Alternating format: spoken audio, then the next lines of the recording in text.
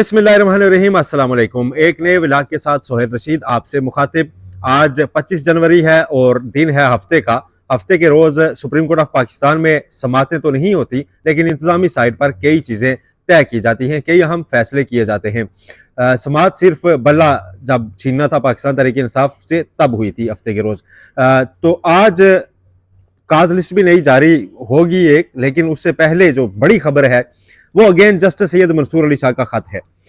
नाजरीन, supreme court of Pakistan के जजेस ने और कुछ किया हो या ना किया हो, गुज़श्ता एक साल की आप अगर परफॉर्मेंस देखें तो खत लिखने की एक रस्म जो खत्म हो चुकी थी व्हाट्सएप और फेसबुक वगैरह आने के बाद, और लोग कई याद किया करते थे कि यार अब तो वो खत नहीं लिखे जाते, तो खतूत की रस्म जो है वो ताज़ा हो गई है और उसको जिंदा रखे हुए सुप्रीम कोर्ट में जजेस साहिबान, लेकिन उसका नतीजा कोई नहीं निकल रहा। अब देखिए कि आज जो आपके सामने खत रखने जा रहा हूं वो इस सिलसिले का 10वां खत है जस्टिस सैयद मंसूर अली शाह का, जब से 26वीं आईनी तरमीम का मामला आया सामने और उसके बाद इख्तियारात की एक जंग अंदर शुरू हुई और अदलिया की आज़ादी पर हर्फ आने लगा। उसके बाद जस्टिस मंसूर अली शाह मुसलसल अपनी आवाज़ उठाते हैं। अब जो खत आज आपके सामने रखना है उसकी डिटेल की तरफ जाने से पहले आपको बताएं कि अडयाला जेल में आज हफ्ते के रोज़, जहाँ पे हफ्ते के रोज़ मुलाकातें नहीं होती, वहाँ भी आज एक मुलाकात होने जा रही है। उसकी भी कुछ बात करेंगे और क्या पाकिस्तान तहरीक इंसाफ और मुस्लिम लीग नून कमीशन के क़याम पर किसी नतीजे पर बैकडोर पहुंच चुके हैं, ये भी आपको खबर देंगे। पहले बात जस्टिस सैयद मंसूर अली शाह की आपके इल्म में है, आप मुसलसल वो पूरा बैकग्राउंड क्या बताएं कि एक केस उनके पास चल रहा था जिसको चलते हुए ये खदशा महसूस किया गया कि शायद जस्टिस मंसूर अली शाह कोई ऐसा ऑर्डर जारी करें जो 26वीं आईनी तरमीम के ऊपर हर्फ आए, तो उनसे वो केस वापस ले लिया गया। और केस वापस लिया गया ऐसे कि उसमें फिर केस ना लगाने का, जस्टिस मंसूर अली शाह के सामने उनके ऑर्डर के बावजूद केस वापस ना लगाने पर एडिशनल रजिस्ट्रार जुडिशल के खिलाफ तौहीन अदालत की कार्रवाई जारी थी, उस पर फैसला महफूज हो चुका हुआ है।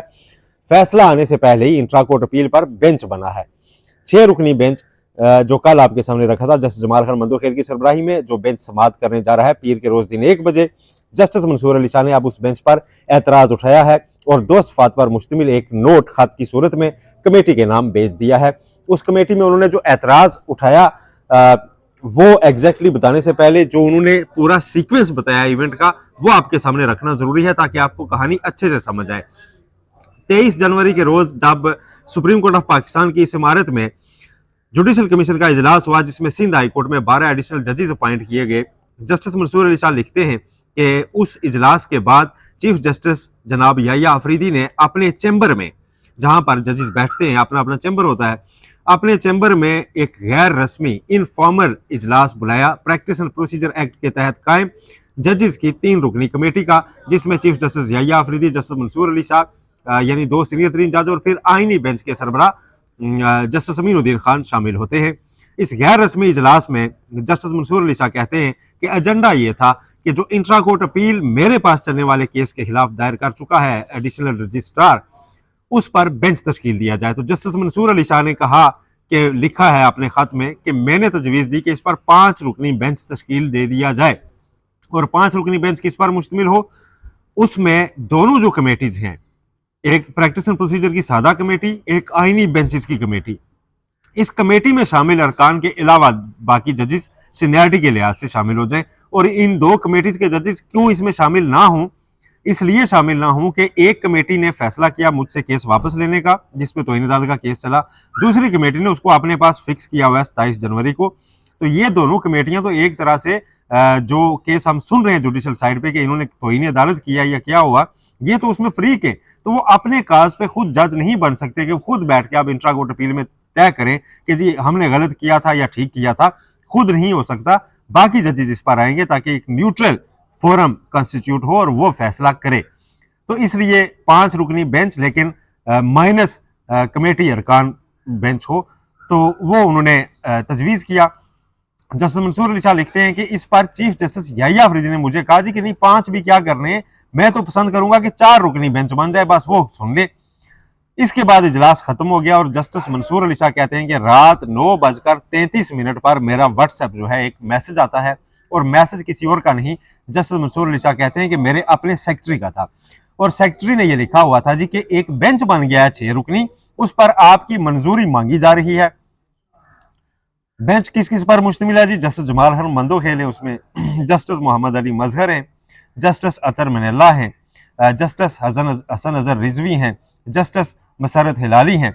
तो ये एक बेंच है, तो इस पर आपकी रजामंदी दरकार है। जस्टिस मंसूर अली शाह कहते हैं जी कि मैंने जवाब दिया जी कि मैं अभी इस पे राय इसलिए नहीं देता कि इस पर बेंच पर मुझे एतराज है और मैं कल सुबह होते ही अपना एतराज रिकॉर्ड करवाऊंगा, ये उन्होंने जवाब दिया।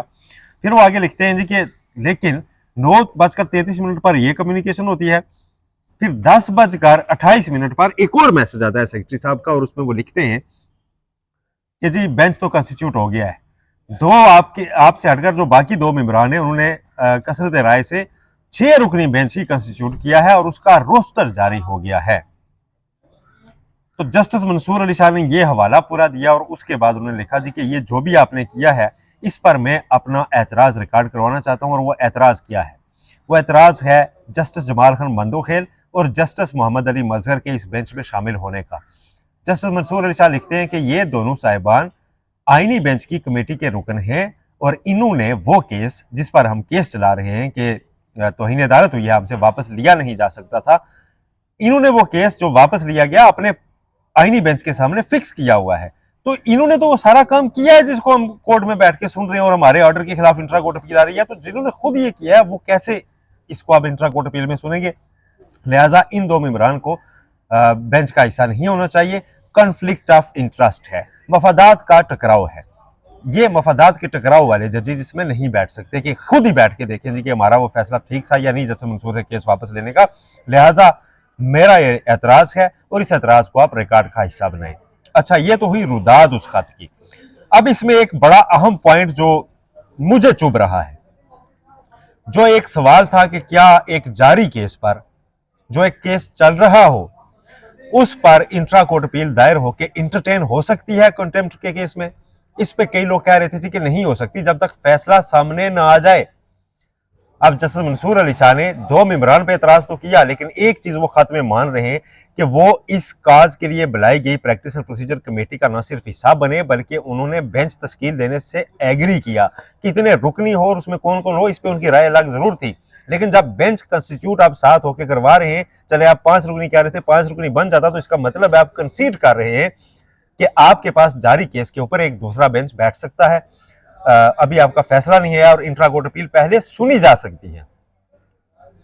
तो ये खैर लीगली शायद उन्हें लगा हो जी कि ऐसा चूंकि अमलन दुरुस्त है, और जस्टिस मंसूर अली शाह कभी भी अपने जो लीगल पोजीशन असल होती है ना फैक्चुअल, उसमें बेशक अपना नुकसान हो रहा हो वो उसको बयान कर देते हैं। ये उनकी खूबी है, ये उनके मुखालफिन भी कहीं ना कहीं दिल में मानते हैं कि वो ऐसा करते रहे हैं। उन्होंने कभी ये नहीं देखा कि ये फैसला किसके हक या किसके खिलाफ जाएगा। जो आइन और कानून के मुताबिक जा रहा होता है उसके ऊपर वो अपनी राय बरमला देते हैं। अब माजी की मिसालें ले लें, जब काजी फाइसा साहब भी अभी चीफ जस्टिस नहीं बने थे, बंदयाल साहब थे, इलेक्शन का केस हाई कोर्ट से रुकवा के सीधा सुप्रीम कोर्ट एंटरटेन हुआ, प्रैक्टिस एंड प्रोसीजर एक्ट मुअत्तल हुआ था, उसको आगे चलाया नहीं जा रहा था, तो जस्टिस मंसूर अली शाह अपनी राय रिकॉर्ड पर रखते थे कि पहले भाई ये कर ले। तब तो ये फायदा इमरान खान और पीटीआई को होता ना अगर वो जल्दी इलेक्शन देते और टेक्निकलिटीज में ना जाते। लेकिन वो गए थे क्योंकि उन्हें लगता था कि आइन और कानून के मुताबिक ये ठीक है। मखसूस नशिस्तों के केस में उन्होंने एक अलग पोजीशन ली जिससे फायदा पीटीआई को हो गया। उन्होंने पोजीशन आइन और कानून के मुताबिक ली थी कि इसमें गलतियां हुई हैं इलेक्शन कमीशन से, तो उसका सफर अवाम पाकिस्तान ना कर रहे हैं, उस पर भुगते ना। फिर इसी तरह नैब तरामीम को चैलेंज किया था इमरान खान ने, जिसको कलअदम करार दिया गया। उसमें जस्टिस मंसूर अली शाह ने इख्तिलाफ किया था और कहा था कि भाई पार्लियामेंट ने कानून बनाया, वो वापस ठीक कर देगी। तो ये इनकी एक पूरा ट्रैक है कि वो ये नहीं होता कि एक साइड पे लेबल हो जाए, वो जो कानून आइन के मुताबिक उनकी अपनी एक इंटरप्रिटेशन है उसको वो बरमला इजहार करते हैं। यहां भी शायद उन्होंने यही खूबी वो है जस्टिस मंसूर अली शाह की जो हमें बाकी जगहों पे अफसोस के साथ नजर नहीं आती, कि उन्हें पता था कि वो इस कमेटी का भी बाइकाट करके, इस कमेटी से भी उठ के और इसमें भी ये कह के कि देखें अभी तो मैंने फैसला नहीं दिया तो आप क्यों बेंच बना रहे हैं, वो एक और मसला पैदा कर सकते थे। लेकिन उन्हें लगा नहीं, ये तो इंट्रा कोर्ट अपील हो सकती है और बेंच बन सकता है, और बेंच के ऊपर बेंच तो बेंच ही डिसाइड कर सकता है उसको, बेंच के फैसले को दुरुस्त या गलत होने को। तो उन्होंने इस पे एग्री किया कि बेंच होना चाहिए, लेकिन दो मेंबरान पे एतराज उनका अब सामने आ गया है। ये तो अब तक की इतला है, ये तो अब तक की सुप्रीम कोर्ट की इंफॉर्मेशन है। अच्छा, सलमान अकरम राजा और बैरिस्टर गौहर। बैरिस्टर गौहर आपको पता है कि मुज़ाकरात ख़त्म होने पे बहुत अफसरदा है और वो चाहते हैं कि मुज़ाकरात चले। इस पे अब 2 दिन पहले यहाँ पे हमने उनसे थोड़ी सी टॉक की तो उन्होंने काफ़ी सारी बातें की और उसमें एक चीज़ उन्होंने प्रेस की। उन्होंने कहा जी कि ये जो मैंने जुमला बोल दिया है ना कि सियासी हल निकालना चाहिए, बैठना चाहिए, इसको ज़रा हाईलाइट कीजिएगा। और बैरिस्टर गौहर की एक मुसलसल ख्वाहिश है कि मुज़ाकरात रिज्यूम हो। इमरान खान ने अगरचे ख़त्म करने का ऐलान किया हुआ है, हुकूमत की साइड से बैकडोर राब्ते पीटीआई के साथ जारी हैं। इतला यह है कि हुकूमत कमीशन बनाने पर राजी तकरीबन है और उसमें सिर्फ TORs जो है ना पीटीआई को कहा जा रहा है जी कि ऐसे रखे जाएं कि जिसमें चले कुछ फेस सेविंग आपकी आ जाए, कुछ हमारी आ जाए और बात आगे बढ़ जाए। ऐसा ना हो कि तबाही फिर जाए। जज कौन होगा कमीशन में, उस पर भी मुशावरत होगी, लेकिन जज से ज्यादा TORs। अब कमीशन काम कैसे करता है ये मैं आपको आज थोड़ा सा एक्सप्लेन कर दूं। कमीशन आप समझ लें कि एक ऐसा एक मशीनी फोरम होता है कि उसे आप 3 सवाल लिख के जो देंगे वो नहीं का जवाब देगा, वो उससे आगे नहीं जाता, रिकमेंडेशन जरूर देता है। कमीशन को अगर आप कहेंगे ना कि 3 सवाल फ्रेम करके दें जी कि 9 मई के रोज क्या इमरान खान की गिरफ्तारी कानूनी थी या गैर कानूनी थी, अब इसमें जवाब कमीशन ने क्या देना है जी कि सुप्रीम कोर्ट ने इस गिरफ्तारी को गैर कानूनी करार दिया था।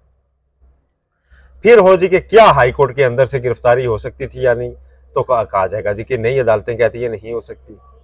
तो पीटीआई गई जी देखे कमीशन की हमारे हक में रिपोर्ट आ गई। अगर हुकूमत कमीशन को इसके बजाय 2 सवाल फ्रेम करके दे कि क्या 9 मई के रोज पूरे मुल्क में तनसीबात पर हमला हुआ या नहीं, तो वो कहेगी जी पूरे मुल्क में हमला हुआ सरकारी तनसीबात पर और बड़ा गलत हुआ। क्या उस दिन लोगों ने कानून हाथ में लिया या नहीं, तो कहा जाएगा जी कि लिया। फिर कहा जाएगा कि क्या ये लोग इमरान खान के ही बताए हुए जो इमरान खान के ही गिरफ्तारी के खिलाफ प्रोटेस्ट कर रहे थे और क्या उनका ताल्लुक पीटीआई से था, कमीशन कहेगा यस। और फिर पूछा जाए जी कि क्या इमरान खान माजी में ऐसी तकारीर करते रहे जी कि मुझे गिरफ्तार किया तो मुश्किलात होंगी, अवाम निकल आए, तो कहा जाएगा यस। तो हुकूमत कहेगी हमारे हक में आ गया। ये होते हैं TORs का जवाब देना होता है कमीशन ने।